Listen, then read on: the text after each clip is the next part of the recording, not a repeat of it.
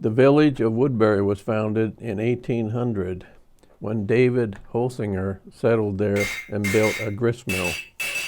He laid the area out in lots and began selling them in 1802. Frank Dickey's built the first house in Woodbury. A dam was built and it furnished the power to run a furnace in 1822. The heyday of the Cove area and Woodbury itself were ushered in by forges and foundries, the iron furnaces that produced the iron ore. In the early days of Woodbury, iron was the king of business in the area. From that time, the town grew slowly but steady. In 1834, there were only 3 buildings in town.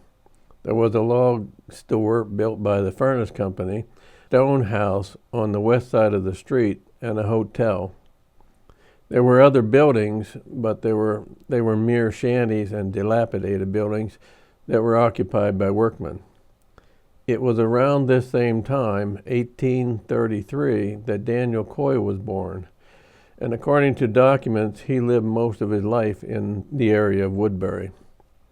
In later years, he would move to live with his daughter, Mary Wolfe, in Ore Hill, where he eventually passed away. In 1843, the iron business had played out and financial times were rough. Money was scarce and folks were beginning to lose what little they had because they could not afford to pay. The local sheriff would be summoned and required to sell things for non-payment. The folks in Woodbury were pioneers, though, and they knew how to manage the tough times. George Barndollar increased the size of the dam in 1842, and he built a mill. In 1847, more lots were laid out in Woodbury, and the lots began to sell. In 1848, the Morrison's Cove Pike was completed and toll gates were established in Woodbury. Revenue could be collected for folks that traveled the Pike between Loysburg, Woodbury, and Altoona. In 1862, Woodbury native Daniel Coy would marry Catherine Kramer of Saxton, and they had their first child, Mary Coy, in that same year. Between 1865 and 1872, Daniel and Catherine would have 4 more sons. Samuel, born in 1865, Wilson, born in 1868, Edgar, born in 1870, and Harry Cornelius Coy, born in 1872. All of their children will be born and raised in and around Woodbury.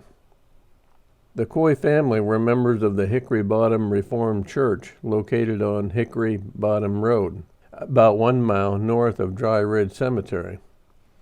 It is likely the Coy family helped erect that church in its early beginnings. The church was originally called the M.E. Reformed Church and sometimes the M.E. German Reformed Church, but its name changed several times over the years. But in later years, the church was renamed the Hickory Bottom Reformed Church. Most of the Coy family interments took place at the site of the church until such time as the church was abandoned and torn down. Woodbury established itself as a thriving town of industrious shop owners manned by superb craftsmen. In June 23, 1868, Woodbury would become the 8th borough in Bedford County. In the 1880s, a single-line telephone service was extended to Woodbury, and Sam Fluke, the local photographer, teacher, surveyor, soldier, and jeweler, had one of only 6 phones between New Enterprise and Martinsburg. Residents were marveled by the fact that you could talk to folks in other towns with a telephone.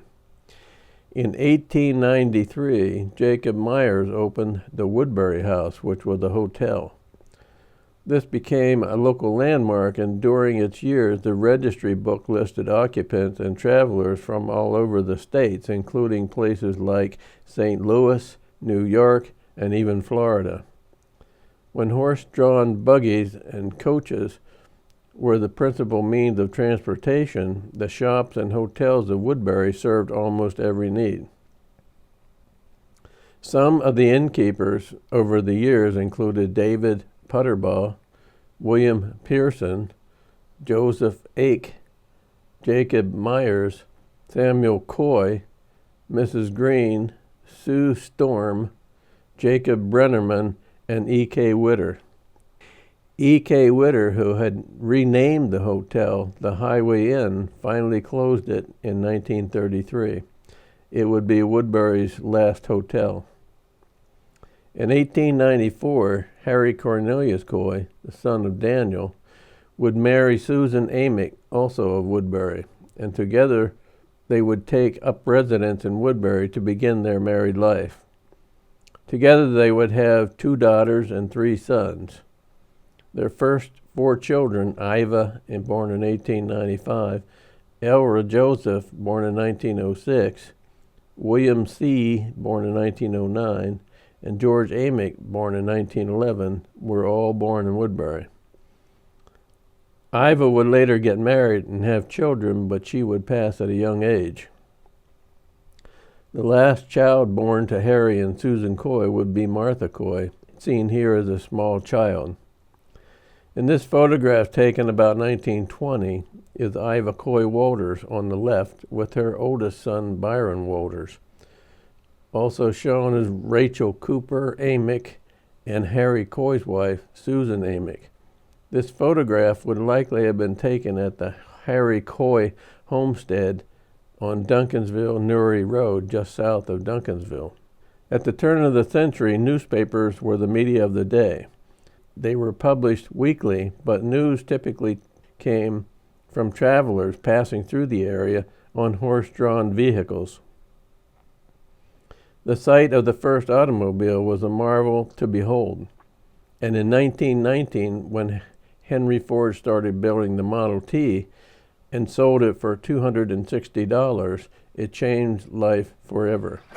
The Model T had many accessories available, and it could be used as a tractor for plowing or pulling hay wagon, or it could be converted to saw wood or pump water or run stock shears or to fill silos or even generate electricity.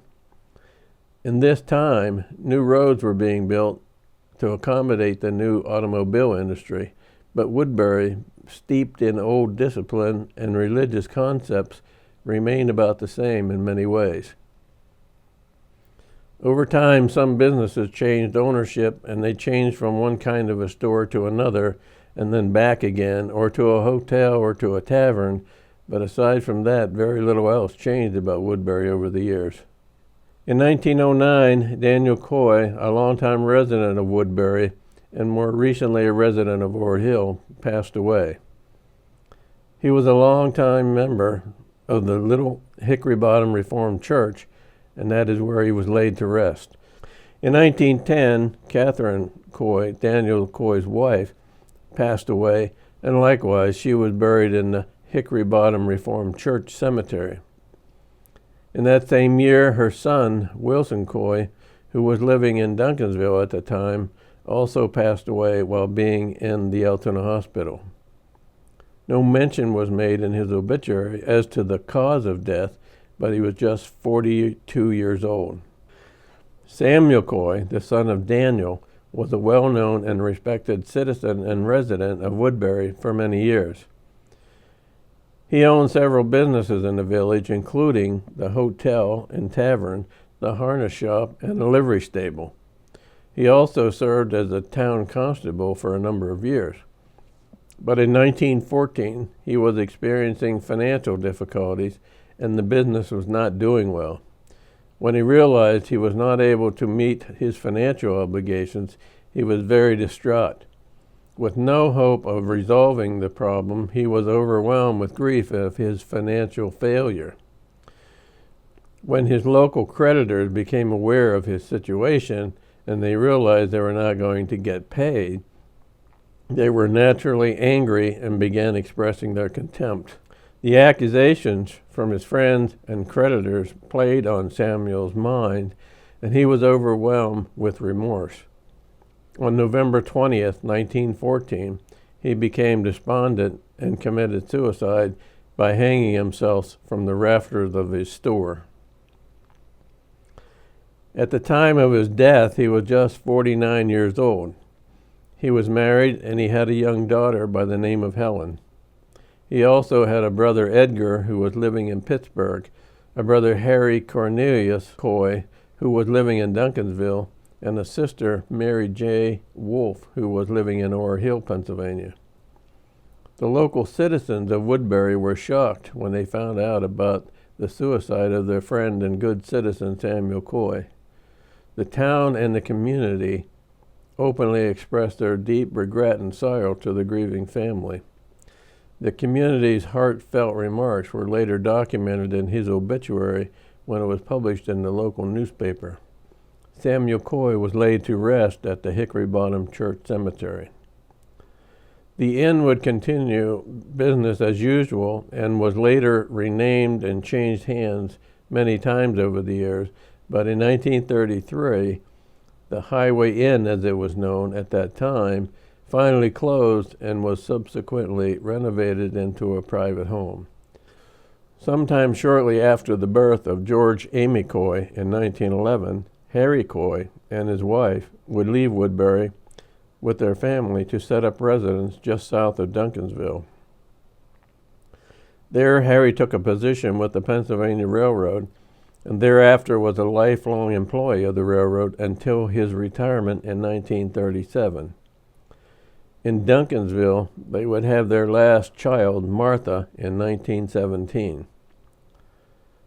During the years of World War I, some folks left Woodbury, some to serve as soldiers, some to work in the war production factory where they could make higher wages.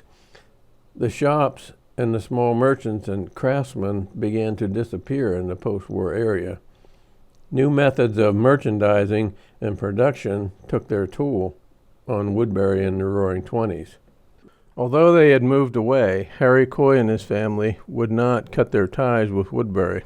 The Coy family and the Amick family were actively involved in local church and civic events all their lives.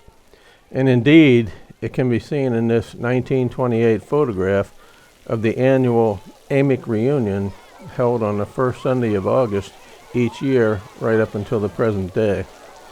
This photograph was taken in 1928 at Hippel's Cave just south of Woodbury.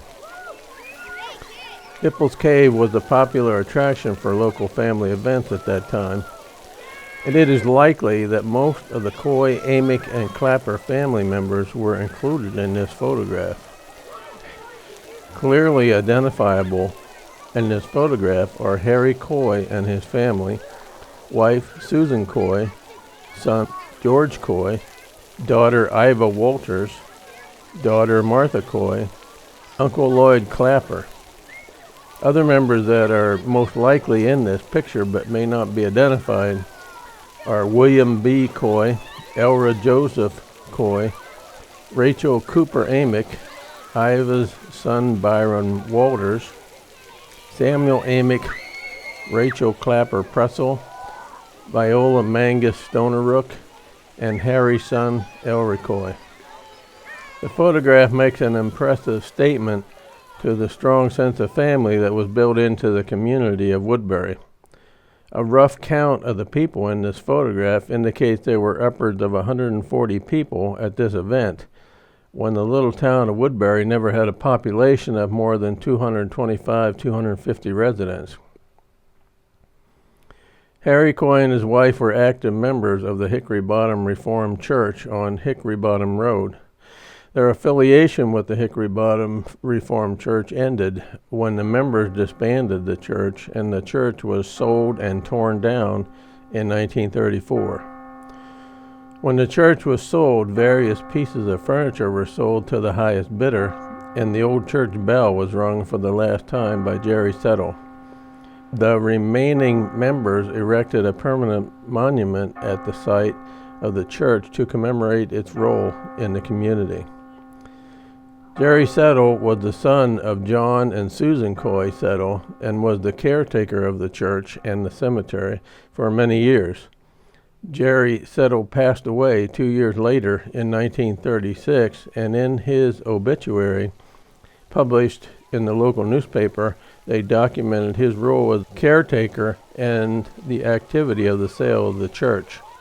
Local historians would tell us that the church members likely moved away from the area over the years looking for better employment opportunities.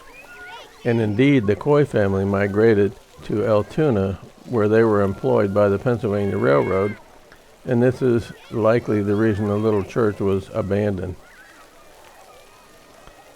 After the Hickory Bottom Reformed Church was torn down, Coys became active members of the Woodbury Church of God, and remained so up until the time of their death. Family interments were made at the Dry Hill Cemetery just east of Woodbury. Many of the residents that left Woodbury found work in the Pennsylvania Railroad. Harry Coy was a lifelong employee of the Pennsylvania Railroad until he retired in 1937. Harry's son Elra, William, and George worked as laborers and at farming in their early years, but when World War II started, they all found work with the Pennsylvania Railroad. They too worked most all their lives for the PRR. Harry Cornelius Coy passed away in 1940. His wife predeceased him in 1937. At the time of his death, Harry was a member of the Woodbury Church of God. Both he and his wife and most of his family were laid to rest in Dry Hill Cemetery, just east of Woodbury on Hickory Bottom Road. The family ties to Woodbury were strong and demonstrated by the fact that most all of the remaining family was interred at Dry Hill Cemetery. Elra Coy's son, Byron Coy, who had relocated to Bear, Delaware, passed away in 1999, and he and his wife were subsequently returned and interred at Dry Hill Cemetery. George Coy married Della Coy in 1934, and they took up residence in an apartment in downtown Duncansville. They later moved to live with his father, presumably to care for the aging parents. George and his wife lived with his father, Harry Coy, until both parents had passed away.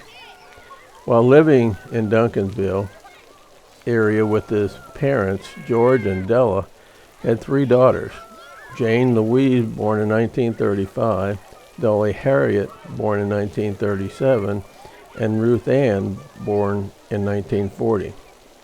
In 1940, after the death of his father, George moved his family to the small house on Rose Hill Drive in East Altoona. This was a lot closer to his job in the Juniata repair shops of the Pennsylvania Railroad. They lived on Rose Hill Drive for about 1 year before buying their first home in Juniata. In the early 1800s, the area now encompassing Blair County was a quiet farming area. Blair County had not been formed as of yet, and is still part of Bedford County. Documents would show that William Reed was born in Pennsylvania in 1804. Earliest records would record him living in Helen, Pennsylvania, or as it is more commonly known now as Helen Furnace, at about 1850. Around 1811, two entrepreneurs constructed an iron furnace in what would be the Blair County area. There were other furnaces in Blair County area at that time, and they did well up until the end of the War of 1812.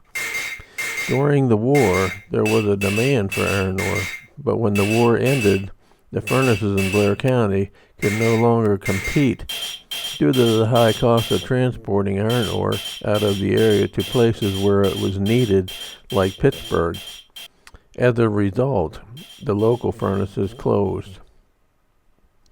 In the 1820s, a canal was built to improve the transportation between eastern Pennsylvania and the areas to the west. It was built as far west as Hollidaysburg, where goods going west had to be offloaded to pack horses to be carried over the mountains to places like Pittsburgh. This was a slow, expensive process. In 1834, the Allegheny Portage Railroad was opened. This brought an immediate boost to the economy and for the iron ore business in the area because it seriously cut the cost of shipping goods westward over the mountains. Since the iron ore business was going again, there was an increased demand for coal to fire the furnaces that processed the iron ore. About this same time, Sylvester Baker constructed a primitive narrow-gauge railroad from the local coal mines at Cantanning Point to the Allegheny furnace to speed up the process of delivering coal to his worksite. This provided a huge expansion of the processing capabilities at his iron ore furnace. The iron ore business continued to grow and prosper and finally peaked during the Civil War. At age 46, William Reed had a family, and he was working at Helen Furnace in Clarion County. He was living there with his wife Nancy and 12 children ranging from ages 23 to just 1 year old. His son, William Reed II, was just 10 years old at that time. Census records would indicate that he was a farmer, but Helen Furnace was actually the site of an iron ore furnace. It was originally named Highland Furnace after the Scottish owner, but the name was later corrupted to Helen by the locals. The furnace was built in 1845 and it was out of blast by 1857. Out of blast meant that the workers like William Reed would have to move on to the next mining area to find new work to support their large family. During this period of economic growth and expansion, the state of Pennsylvania continued to search for a better route to transport goods and materials westward, where it could be sold for manufacturing purposes. The Pennsylvania Railroad finally decided on a new railroad route that started in the Altoona area and traversed its way up the mountainside and through Gallitzin, and then westward to Johnstown and Pittsburgh. It took a number of years of planning, but in 1850, the construction was underway. One of the biggest challenges to the construction of the railroad was in the area of Cantanning Run Ravine and the Glen White Ravine, where they constructed the Horseshoe Curve. All of the construction work for the railroad was done prior to the development of heavy construction equipment. The work was completed on the backs of Irish immigrant laborers who worked to cut through the side of Cantanning Point Mountain, and then working with primitive tools, picks, shovels, and wooden carts, they slowly filled the ravines to form a continuous incline up the mountain. The new completed section of the railroad line opened for business on February 15, 1854. Cantanning Point had been an active community since the mid-1830s when the narrow gauge railroad was built from Cantanning Point to the Allegheny furnace to transport coal for the production of iron ore. Between mining the coal and building the railroad, this was a busy little community. In 1870, William Reed II, who was born in 1840, had left his father's family in Helen Furnace and was relocated in Hickory Township in Mercer County near the town of Sharon, Pennsylvania. He was 30 years old at the time and he was married to Mary Dendon. Records would also show that he had 2 children, William III, age 3, and Catherine at age 1. He was working there as a laborer, presumably as a miner. The railroads were making huge strides in the transportation industry at that time, taking a lot of business away from the canal transportation industry. The Pennsylvania Railroad had completed the construction of the Horseshoe Curve, and rail service was now completed as far west as Pittsburgh and beyond. Sometime around the mid-1870s, the Glen White Coke Works was established just up the road from Cantanning Point. The coke works were operated by the Glen White Coal and Lumber Company. Some of the official mining reports say that there were as many as 80 coke ovens in the area at that time. The company hired men and sometimes boys less than 16 years of age to work as laborers. The coal company hired the workers and built homes in what was known as a patch town around the mining site that would be known as Glen White. In the mid-1870s, William Reed II had again relocated his family from Mercer County to the area around Glen White, where he was employed as a laborer, presumably as a miner.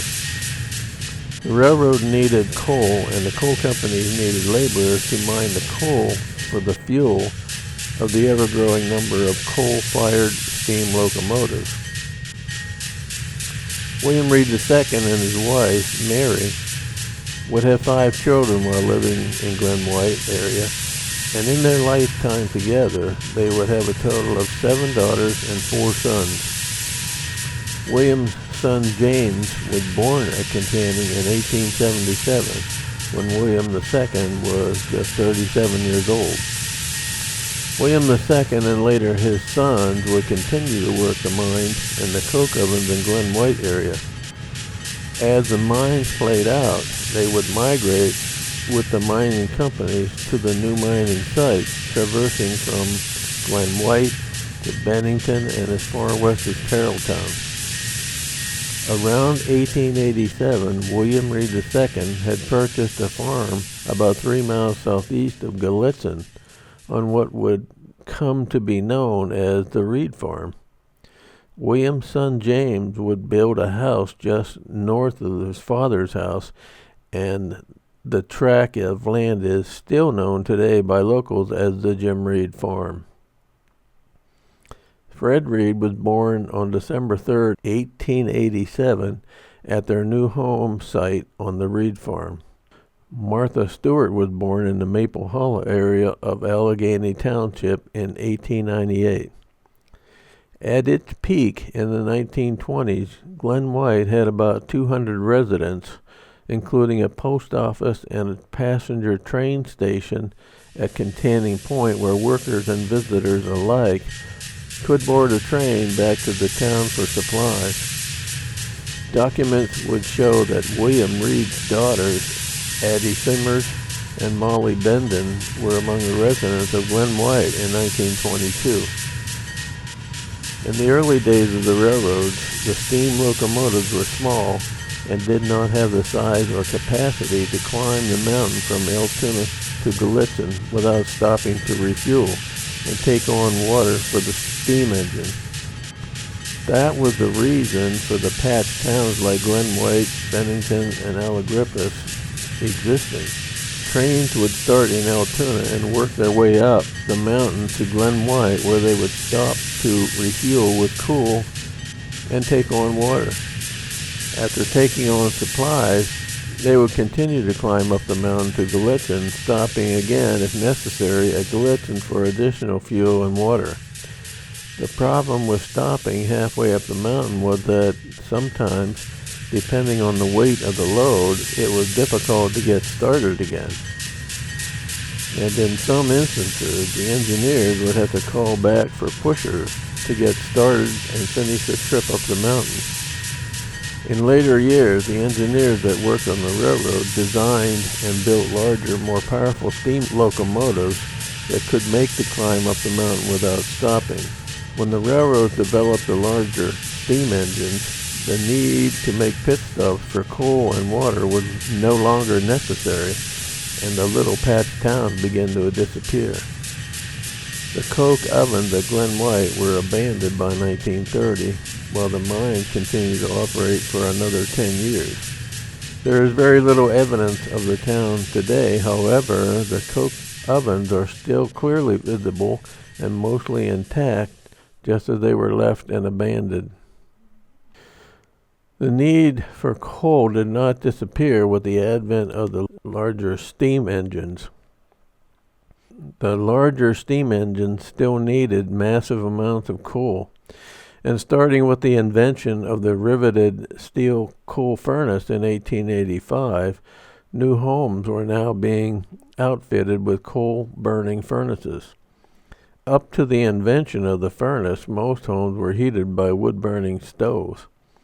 After the invention of the riveted coal furnace, most homes were coal-fired gravity heat furnaces until the electric fan was invented. Hauling coal for commercial and residential heat was a big business for the railroad industry and the local delivery services alike. Coal was the main source of home heating right up through the early 1960s.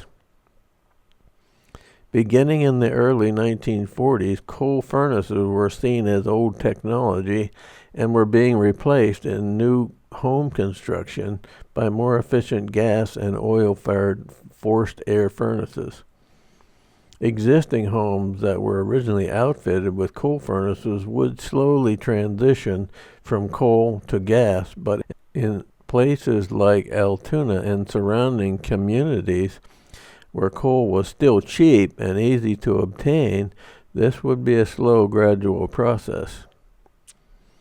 Fred Reed lived on the Reed farm, and he, like the rest of the family, worked the coal mines and coke ovens of Glen White and the Bennington area.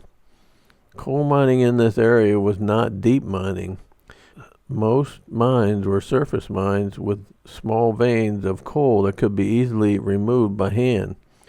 When the veins played out, the mines were abandoned, and the mining company would move the workers and their equipment to a new location. This was very typical of the mining process at the time.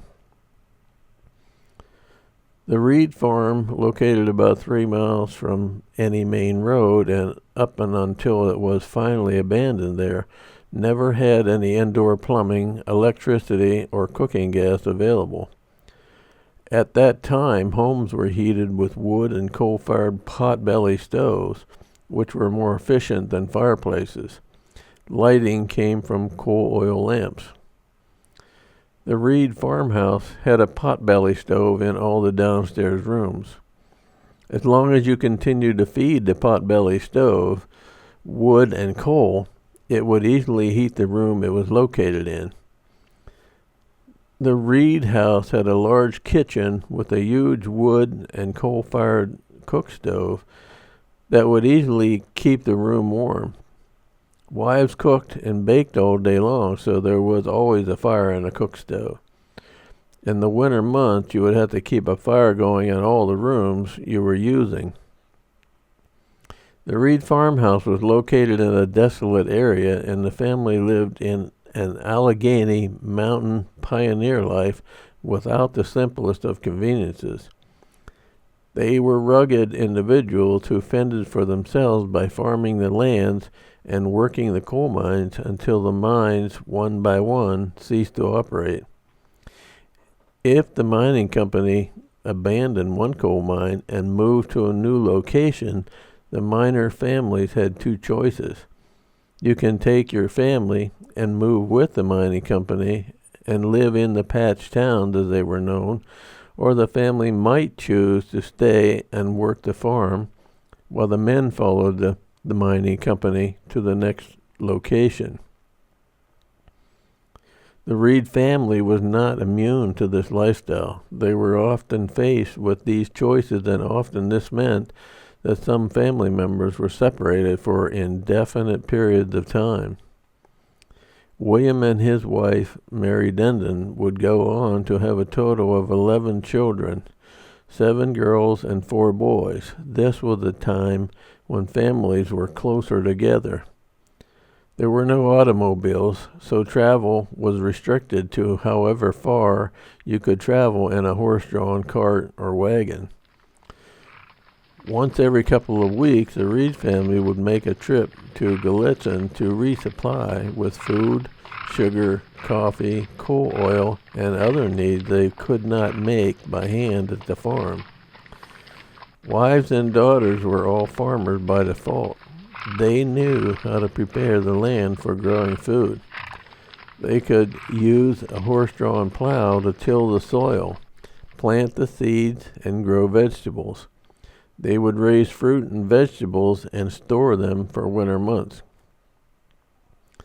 The man and sons would work in mines to earn money to buy things that they could not make at home. As long as there was work available, the men would work the mines. When there was no work, they would stay home to help with the family chores. There were no holidays for farmers and miners, so small family events like a birthday was a big event. Some families who managed to stay within reach of each other would have annual reunions where the family members would gather to visit and share family events. Martha Stewart was born and raised in Maple Hollow area near Duncansville, Pennsylvania, and in 1914 she would marry Fred Reed, William II's youngest son. As husband and wife, they continued to live and work the Reed farm while Fred worked in the mines. In April of 1915, their first daughter, Dolly, was born in the upper house on the Reed farm. In May 14, 1917, their second daughter, Della Alfreda Reed, was born at the same location on the Reed farm. William Reed II, wife Mary Dendon Reed, passed away from illness in 1917. The same year, 1917, records would show Fred Reed registered for World War I draft, and at that time he was living on the old Reed farm 3 miles southeast of Gallitzin. The next year, 1918, the upper house on the Reed farm caught fire and burned to the ground, so the family was forced to relocate to another house a short distance away. Their third daughter, Adeline, was born in 1920 on the Reed farm, but in this same year, records would show the family lived in Tunnel Hill Road in Gallitzin. In 1923, William Reed II would pass away at age 83, where he lived on the old Reed farm. At that time, all 4 of William's sons, James, Joseph, William, and Fred, were living in Bennington area just east of Gallitzin, and they were working on the mines. Fred and Martha would have 2 more daughters, Mary Carolyn, born in 1925, and Betty Jane, born in 1929. However, they both died at birth. Having sons to help the family in later years was a way of life in the traditional farming culture. Fred and Martha bore no sons that would be able to help support them in the future. So they lived at the farm until around 1929 or 1930, when they made the decision to move to Duncansville, so their 3 daughters would have an opportunity to attend a better high school at Hollidaysburg. This was a milestone for the family because it meant that future descendants of the Fred Reed family would likely not depend on mining and farming as a way of life. The date the Reed family actually moved to Duncansville as a family is not clear. The 1930 census shows that Fred Reed was living in West Carroll, or otherwise known as Carrolltown, and he was working as a miner.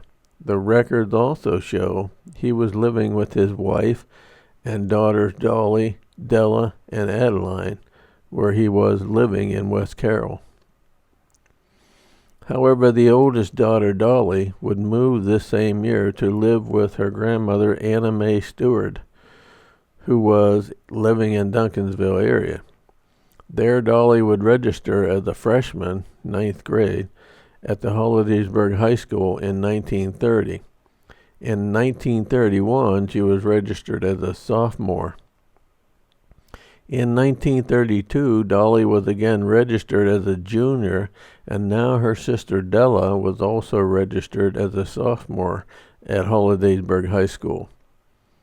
In 1932, in the midst of the Great Depression, Martha, Dolly, Della, and Adeline were living at 1420 3rd Avenue in Duncansville, and the two oldest daughters were attending high school.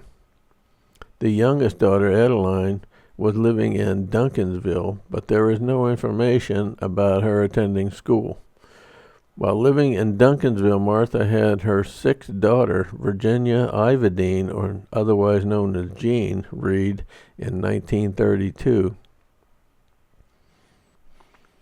During this time in Duncansville, Martha Reed worked as a cook at the LaFink Hotel, which was located at the intersection of Route 22 and Route 220 South, right across the street from where the Reed family was living.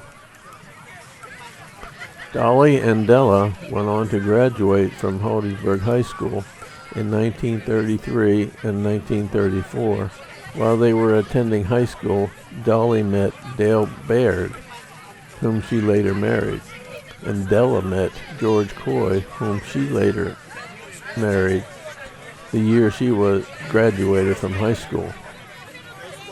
Documents show that at age 16, Adeline Reed married John Miller on May 2, 1936 in Hollidaysburg. This same year, Martha Reed had her seventh daughter, Patricia Ann, which was 1936. In 1940, Fred and Martha's first three children were fully grown adults and married, and records would show that Fred and Martha were now starting a new life together, living at 313 Grant Street in Gallitzin with their two young daughters, Virginia and Patricia. This must have seemed like a new opportunity to begin a second life, raising their new young family. But events they could not foresee would change all of that very soon. In 1941, World War II would start, and America would find itself struggling to ramp up production of war materials. Men were needed as soldiers, and men and women who worked in war production factories were needed to work the production lines. The Pennsylvania Railroad would ramp up its operations to deliver war materials from manufacturing sites all over the nation. George and Della Coy would find themselves working for the railroad as many hours as they could manage. This meant they would need to find appropriate child care for their three young daughters. Mom, Martha Reed, would come to Della's aid and accepted responsibility for the care of the children, while Della and George would continue to work for the railroad. For the next 2 years, Mom Reed would move back to the old Reed farm and raise the 5 girls, her 2 daughters, and Della Reed's 2 daughters, with ages ranging from 8 years to 2 years. At the farm with Mom Reed, the girls were free to run about as long as they stayed within eyesight of the farmhouse. They lived 3 miles from the nearest community, which was Gallitzin. At the farm, they had no running water, no gas or electric, and no indoor plumbing. There was a spring behind the house, and that is where they would go to fetch water every day. When the spring was low sometimes, they would have to walk up the road to a second spring at the site of the upper house that had burned down many years earlier. The winters were unthinkable, but as long as they had chopped wood and coal, the potbelly stoves in each room would keep the rooms toasty warm. At night they had bedpans, so you didn't have to go outside to use the outhouse. They had no car, so if they needed to go downtown for supplies, they would hitch up the plow horse to the wagon and ride 3 miles to town. The girls were always encouraged to be good sisters and take care of each other. They all had responsibilities and chores, but what they admired most was Mom Reed. Mom Reed was a mother first, but she was also a worker, and she was not afraid of anything. Mom Reed was a carpenter, a farmer, a hunter, a seamstress, and she was the best homemade cook ever. She had lived in rugged conditions all of her life, so she knew exactly how to manage the rough times. She could be soft and gentle to her little girls, but she also had told stories about being followed home by a mountain lion after a day of hunting for small game. The girls would later say that living with Mum Reed for those 2 years were the best years of their childhood. Fred would continue to work as a miner for the Argyle Coal Company in Galicia to earn the money the family needed to buy the things they could not make at home. In 1942, Fred would register for the draft at age 55. He would never be drafted. 1945, the war was over, and George and Della no longer needed to work extra hours at the Pennsylvania Railroad. Their daughters would return home now, and the family was back together again. This same year, they would buy their second home at 1215 17th Avenue in Altoona. Here, George and Della would have 2 sons, George Robert, born in 1945, and Gary Dell, born in 1946. About this same time, George started a hauling business where he purchased 2 trucks, which he used for general hauling of firewood and coal to residential customers. He was working his trucking business during the day and working for the Pennsylvania Railroad on the 2nd and 3rd shift at night. Both George and Della, being born and raised in the very rural farm settings, were not prepared for the challenges of raising a family in the city environment. On the farm, the children were permitted to run free with little supervision as long as they stayed in eyesight of the house. In the city, these carefree rules would not be adequate for the well-being of the children, especially with both parents working full-time jobs. And on more than one occasion, the boys, being less than 5 years old, were both picked up by police for wandering the streets unattended. One son was involved in an accident where he fell off of a high wall and was seriously injured. The other son was hit by a car while playing in the street and was also seriously injured. Realizing they were not able to properly care for the children and continue working 2 jobs, they opted to buy a farmhouse just outside of Altoona where the children could continue to run free with minimal supervision. A few days before Christmas in 1950, the family moved to their new home on the farm. Everyone was excited about making this move to live on the farm. It would be just like living at Mum Reed's house again. The farm had a large barn for farm animals. It also had 2 houses and several smaller outbuildings. Unlike Mum Reed's house, the farm did have all of the modern conveniences of indoor plumbing, coal-fired furnace, and electricity. The Coy family would live in the main house, and they would rent out the second house. Rent they would receive from the second house would serve as a source of additional income. By 1950, Mum Reed and Fred were getting up in the years. Fred was 63 years old now, and Martha was 52. But they were insistent. They wanted to remain living on the Reed farm as long as they could manage things by themselves. Their 2 young daughters, Jean, age 16, and Patricia, age 14, were nearly full grown. Their daughters, Dolly, Della, and Addie, would make weekly visits to the farm with their families to visit Mum and Pappy. They would fondly remember and cherish the times they had while growing up on the farm. There was nothing more exciting for the children, young and old, than going to Mum Reed's house for good home cooking and a chance to play at her farm. The children would still remember living at Mum's farm as the best time of their lives. Della would later remark that when asked about Mum Reed's farm, that She thought about her life growing up on the farm almost every day. She had a very fond memory of Mum. Della would say that during the Depression, we were dirt poor. There were many days when we were growing up that we had nothing, but Mum would always tell us, "Don't you girls worry about anything.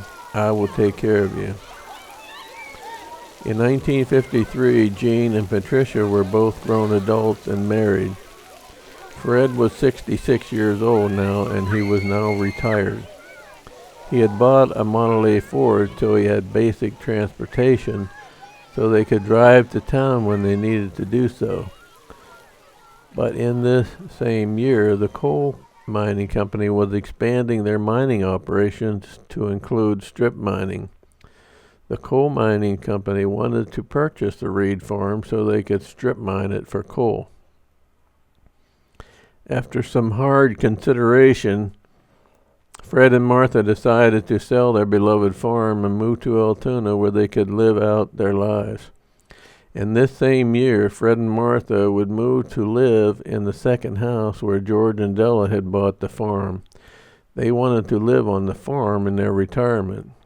In 1957, they would move to live with their daughter Dolly in El Dorado, who was now married to Dale Baird. In 1958, Fred would pass, and Martha would move into an apartment adjacent to Dolly's house. Martha would find a new life for herself as an independent woman. After Fred died, she learned to drive, and after some encouragement from her daughters, she took a job at the Bon-Ton dress shop in Altoona as a seamstress.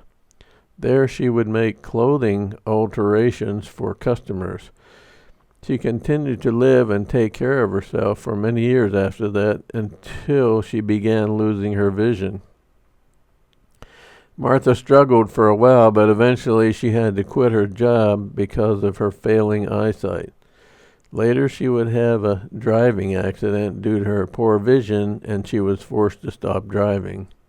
In 1967, Dolly Baird, Martha's oldest daughter, died unexpectedly from a heart attack.